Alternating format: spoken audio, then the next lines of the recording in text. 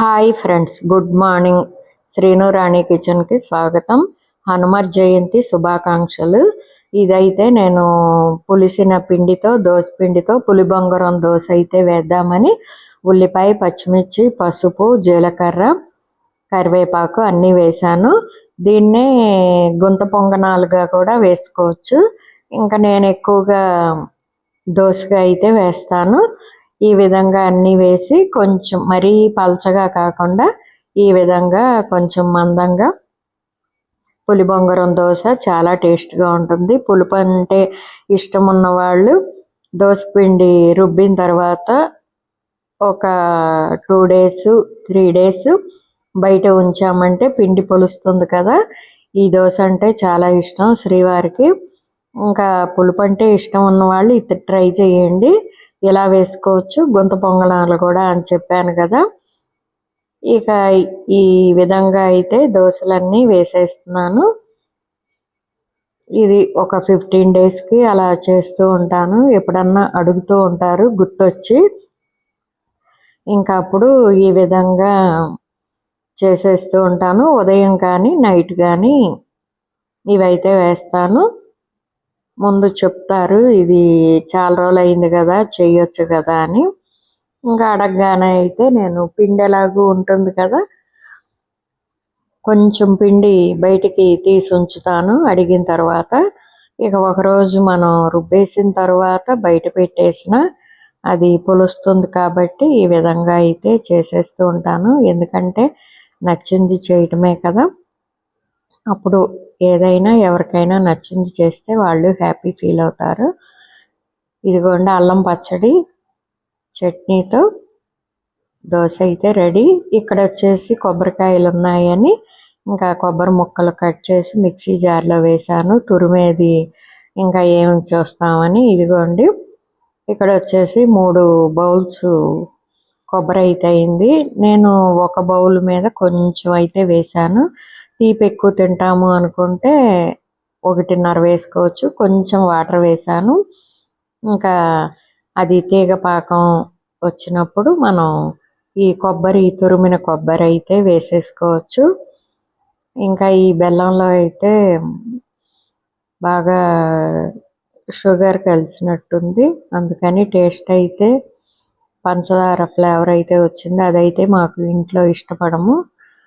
ఇంకా ఈ ఒక్కసారికే కదా అని ఇలా చేశాను. ఇదిగోండి ఈ విధంగా దగ్గరుండి కలుపుకుంటూ ఉండాలి.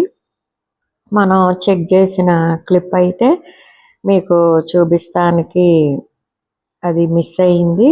వాటర్లో వేసి మనం చెక్ చేసుకుని ఇంకా యాలకుల దంచి వేశాను. ఇంకా ఇప్పుడు కొబ్బరి మనం వేసేసి ఇంకా మొత్తం వాటర్ అంతా దగ్గర పడిన తర్వాత నెయ్యి వేసి ఇంకా ఈ విధంగా కలుపుకుంటూ ఉండాలి. మనకి అర్థమవుతుంది ఉండ చుట్టాము అంటే ఉండ వస్తుందని. ఇంకా కొబ్బరి లౌజులు రెడీ. ఇంకొచ్చేసి ఇక్కడ పలావ్ చేద్దామని కొత్తిమీర, పలావ్కి, రైతాకి, అలాగే కొత్తిమీర పచ్చడికి 3 రెడీ చేసి ఉంచుకున్నాను. ఇంకా ఆయిల్ అయితే వేస్తున్నాను. నెయ్యి కూడా యాడ్ చేస్తాను ఎప్పుడు పలావ్ చేసినా. ఇదివరకు రోజుల్లో అయితే డాల్డా వేసేవాళ్ళం కదా. ఇంకా అలా కాకుండా ఇంకా ఆయిల్, నెయ్యి అయితే అది మంచిది కాదు కదా డాల్డా. ఇంకా పలావ్ ప్యాకెట్ ఉంటాయి కదా, అవి దినుసులు అయితే వేసేస్తున్నాను. ఫస్ట్ టైం మన ఛానల్ చూస్తున్నట్లయితే శ్రీను రాణి కిచెన్ సబ్స్క్రైబ్ చేసుకోండి. హైప్ అనే ఆప్షన్ కూడా యూస్ చేయండి. మన వీడియోస్ ఎలా ఉంటున్నాయి అనేది కామెంట్ రూపంలో తెలియజేయండి. అన్నీ రెడీ చేసుకున్న తర్వాత మాత్రమే నేను ఏ వంటకం అయినా స్టార్ట్ చేస్తాను. ఇంకా బంగాళదుంప లైన్గా ముందు వెనుకగా కూరగాయలు మొత్తం వేసేసుకోవటమే. బఠానీ నానబెట్టి ఉంచుకున్నాను. ఇంకా ఇదిగోండి ఇవి కూడా వేసేస్తాను. బియ్యం కూడా నానబెట్టి ఉంచాను. ఏది చేయాలన్నా మనం ముందుగా అనుకున్నామంటే చకచక నీట్గా చేయగలుగుతాము. లేకపోతే అప్పటికప్పుడు మగవాళ్ళు చెప్పినా చేయాలన్నా మనకి విసిగే కదా. అన్నీ రెడీ చేసి షూట్ చేయడం అంతా వీడియోకి ఇబ్బంది కాబట్టి ముందు చెప్పండి అంటాను.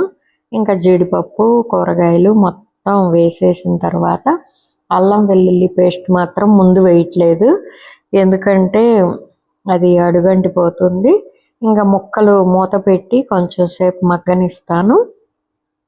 మగ్గిన తర్వాత నేను ఇంకా ఈలోపు మగ్గుతుండగా పెరుగు అయితే తీసుకున్నాను. ఉల్లిపాయ, పచ్చిమిర్చి, కొత్తిమీర, ఈ విధంగా ఉప్పు సరిపడినంత వేసేసి కలిపాను. ఇంకొంచెం వాటర్ వేస్తానులేండి. ఇంకా బంగాళదుంప ముద్దకు కర్రీ, మసాలా కర్రీ కానీ ఇలా రైతా కానీ లేకపోతే అస్సలు తినరు. ఇంకా ఈ విధంగా అయిన తర్వాత ఇప్పుడు చాలా తక్కువ చేస్తున్నాను కదా, ఇద్దరమే కాబట్టి అల్లం వెల్లుల్లి పేస్ట్ చాలా తక్కువ వేసాను. ఈ ఎండలకు కూడా మసాలా అనేది ఎక్కువగా కాకుండా ఇంకా గరం మసాలా ఉంది, ఇంకా పలావ్ మసాలా బదులు గరం మసాలా అయితే కొంచెం యాడ్ చేస్తున్నాను, బిర్యానీ మసాలా కాకుండా. అది కూడా చాలా కొంచెం వేసాను. పక్కన వచ్చేసి కొత్తిమీర, టొమాటో పచ్చడికి టొమాటో మగ్గుతున్నాయి, చాలా టేస్ట్గా వచ్చింది. కరివేపాకు మిస్ అయింది ఇందాక, అది ఇప్పుడు వేసాను. ఇంకా ఒక్కొక్కసారి రైస్ వచ్చేసి జస్ట్ ఈ కూరగాయల్లో జస్ట్ అలా తిప్పేసి వాటర్ వేయచ్చు, కాకపోతే ఇంకా సరిపడినంత, ఒకటికి 2 గ్లాసులు చిన్నవి వేసాను కాబట్టి 3 గ్లాసులు వాటర్ అయితే వేసుకోవాలి.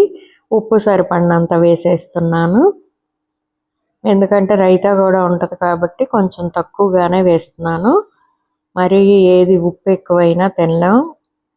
ఇదిగోండి, ఈ 2 గ్లాసులతో బియ్యం కాబట్టి 3 గ్లాసులు వాటర్ అయితే వేసాను. ఇంకొంచెం వేసుకున్న ఎసరు కాగేసరికి అటు ఇటుగా అయినా సరిపోతుంది. ఇదిగోండి, నార్మల్ సోనా మసూరి బియ్యంతోనే చేసేస్తున్నాను. ఇంకా నెక్స్ట్ నుంచి పలావ్ రైస్తో అయితే చేస్తాను. చూశాను అవి ఇంకా నిండుకున్నాయి, ఈసారి రేపు వెళ్ళి తెద్దాము అన్నారు. ఇంకా విజిల్స్ రానిచ్చాను, 2 విజిల్స్. అది ఆత్రం కదా, విజిల్ పైకి అనేసరికి కొంచెం పలుకు అనిపించింది. ఇంకొంచెం జస్ట్ కొంచెం వాటర్ వేసేసి ఇంకో 2 విజిల్స్ రానిచ్చాను. అంత పలుకు ఎందుకులే అని. తర్వాత అయిపోయిన తర్వాత శ్రీవారి ప్లేట్ అయితే ఈ విధంగా రైతా పలావ్తో సర్వ్ చేశాను. మరొక మంచి వీడియోతో మీ ముందుకు వస్తాను.